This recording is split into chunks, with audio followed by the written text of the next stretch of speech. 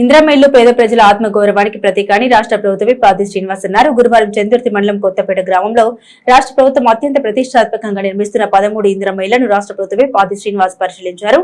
లబ్ధిదారులతో మాట్లాడి వివరాలు అడిగి తెలుసుకున్నారు. వారు మాట్లాడుతూ కొత్తపేట గ్రామంలో 13 ఇళ్లు నిర్మాణ దశలో ఉన్నాయని, ఇప్పటికే బేస్మెంట్ పూర్తి చేసుకుని నిర్మాణ పనులు శరవేగంగా కొనసాగుతున్నాయని అన్నారు. రాష్ట్రంలోని నిరుపేదల గూడు లేని వారు ఆత్మగౌరవంతో బతకాలనే ఆలోచనతో ప్రభుత్వం ఇందిరమ్మ ఇల్లు నిర్మించాలని నిర్ణయించిందని తెలిపారు. గత ప్రభుత్వం 10 సంవత్సరాల పాలనలో ఒక డబుల్ బెడ్రూమ్ ఇల్లు నిర్మాణం చేయలేదని అన్నారు. రాష్ట్ర ప్రభుత్వం ఎన్నికల ముందు చెప్పినట్లుగా పేద ప్రజలకు ఇందిరమ్మ ఇల్లు మంజూరు చేసి నిర్మాణం చేస్తున్నామని తెలిపారు. రాష్ట్రంలోని ప్రతి నియోజకవర్గానికి 3500 ఇళ్ల నిర్మాణాలు చేపట్టడం జరుగుతుందని, పైలట్ ప్రాజెక్టు కింద కొత్తపేట గ్రామం ఎంపిక కాబట్టినట్లు తెలిపారు. మంజూరైన లబ్ధిదారులు సొంత ఇంటి కల నెరవేరిపోతున్నందుకు సంతోషంగా ఇంటి నిర్మాణాలు చేపట్టారని అన్నారు. గ్రామంలోని కొలకని రామప్ప ఇల్లు లేదని ప్రభుత్వ విప్పు తెలుపగా వెంటనే ఇల్లు మంజూరు చేయాలని అధికారులను ఆదేశించారు. గతంలో ఇందిరమ్మ కాలంలో ఇందిరమ్మ ఇల్లు మంజూరు అయ్యాయని, గత 10 సంవత్సరాల్లో గత ప్రభుత్వం డబుల్ బెడ్రూమ్ ఇల్లు ఇస్తామని ఒక్క ఇల్లు కూడా కట్టి ఇవ్వలేదని వాపోయారు. మళ్లీ ప్రజా ప్రభుత్వంలో ముఖ్యమంత్రి రేవంత్ రెడ్డి సహకారంతో ప్రభుత్వ పాది శ్రీనివాస్ కృషితో ఎన్నడూ ఇందిరమ్మ ఇల్లు మంజూరు అయి నిర్మాణం చేపట్టడం జరిగిందన్నారు. ఇందిరమ్మ ఇల్లు పథకం పేదోడికి గొప్ప వరం లాంటిదని, అసలు ఉండడానికి ఇల్లు లేని వారికి ప్రభుత్వం చేపట్టే ఈ పథకం ఎంతో ఉపయోగపడుతుందన్నారు. ఇందిరమ్మ ఇళ్ల నిర్మాణంతో సొంత ఇల్లు ఉందన్న సంతృప్తి కలుగుతుందన్నారు. ఇప్పటికీ బేస్మెంట్ నిర్మాణం పూర్తయిన వారికి ₹1,00,000 బిల్లు వచ్చింది. నాకు ఈ అవకాశాన్ని కల్పించిన ప్రభుత్వానికి కృతజ్ఞతలు తెలిపారు.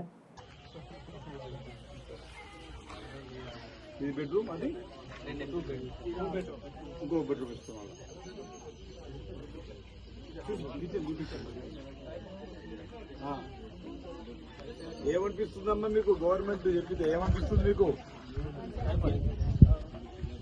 ఇప్పుడు ఇల్లు ఇందిరమ్మ ఇల్లు కింద వచ్చింది కదా, ముఖ్యమంత్రి రేవంత్ రెడ్డి గారు ఎన్నేళ్ళు అవుతుంది ఇల్లు లేక ఇక్కడ ఇల్లు రాక? రాలే.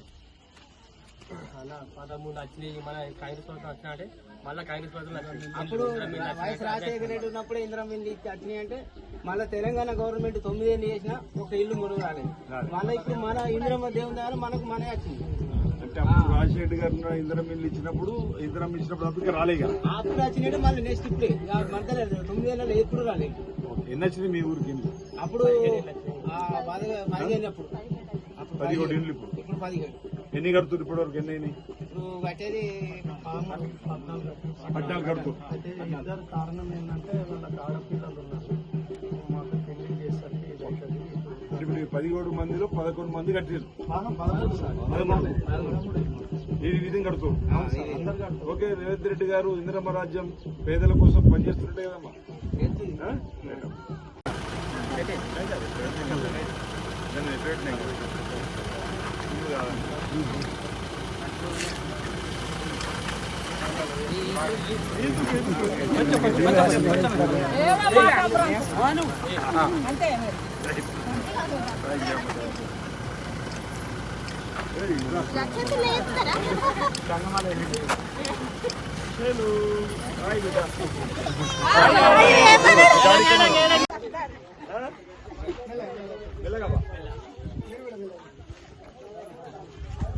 ఏం పేరు తల్లిది?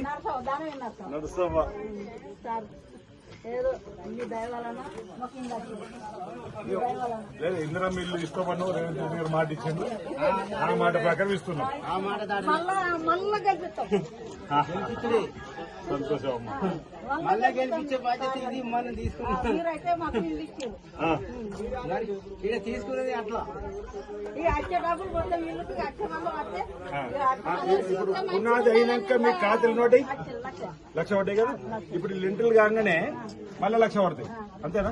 అది చెప్పండి, ఎప్పుడు ఎట్లా పడుతుంది చెప్పు. మళ్ళీ ₹1,00,000 బేస్మెంట్ కు 1,00,000 తీసుకుంటాం సార్.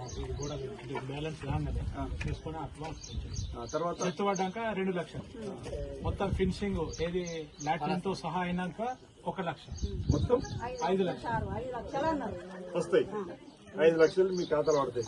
ఇందిరమ్మ ఇల్లు మంచి దగ్గర ఉండి కట్టుకోవాలి.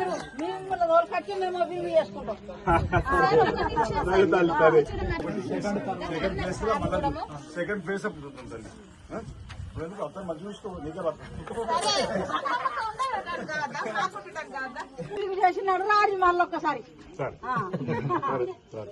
ఇల్లు ఒకటి కూడా పక్క 3 కడుతురు కదా. సంతోషం, శుభాకాంక్షలు.